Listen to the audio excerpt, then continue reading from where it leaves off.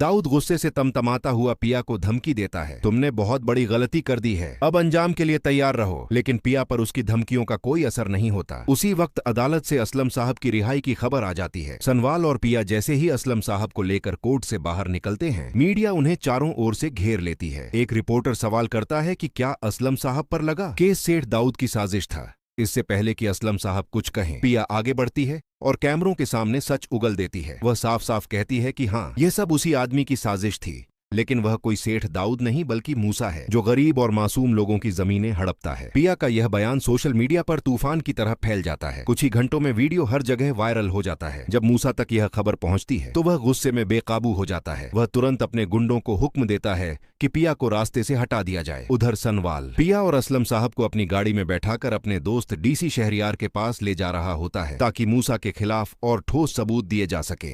रास्ते में अचानक बाइक पर सवार गुंडे उनकी गाड़ी को घेर लेते हैं और अंधाधुंध फायरिंग शुरू कर देते हैं। एक गोली शीशा तोड़ते हुए सीधे पिया को लगती है और वह लहूलुहान होकर सीट पर गिर जाती है। ये देख असलम साहब बदहवास होकर चीख उठते हैं। सनवाल बिना एक पल गंवाए गाड़ी को तेजी से अस्पताल की ओर मोड़ देता है। अस्पताल पहुंचते ही डॉक्टर पिया को इमरजेंसी में ले जाते हैं। थोड़ी देर बाद डॉक्टर बाहर आकर बताते हैं कि पिया का बहुत खून बह चुका है और तुरंत ब्लड की जरूरत है। सनवाल बिना सोचे कहता है कि उसका ब्लड ग्रुप पिया से मैच करता है और वह खुद खून देता है। उसकी इस कुर्बानी से पिया की जान बच जाती है। दूसरी तरफ डीसी शहरियार को मूसा के पुराने काले कारनामों के पुख्ता सबूत मिल जाते हैं। वह फौरन मूसा का अरेस्ट वारंट जारी कर देता है। जैसे ही मूसा को पुलिस की भनक लगती है, वह अपना सब कुछ छोड़कर पिछले दरवाजे से भागता है और एयरपोर्ट पहुंच जाता है। वह देश छोड़कर फरार होने ही वाला होता है कि पुलिस उसकी मोबाइल लोकेशन ट्रेस कर लेती है। सायरन बजाती पुलिस रनवे पर पहुंचती है और टेक ऑफ से ठीक पहले मूसा को दबोच लेती है। मूसा गिड़गिड़ाता है, माफी मांगता है, लेकिन पुलिस उसे घसीटते हुए जीप में डाल देती है। अगले दिन हथकड़ी लगाए मूसा को अदालत में पेश किया जाता है। जज के सामने डीसी शहरियार एक एक करके सारे सबूत रखता है,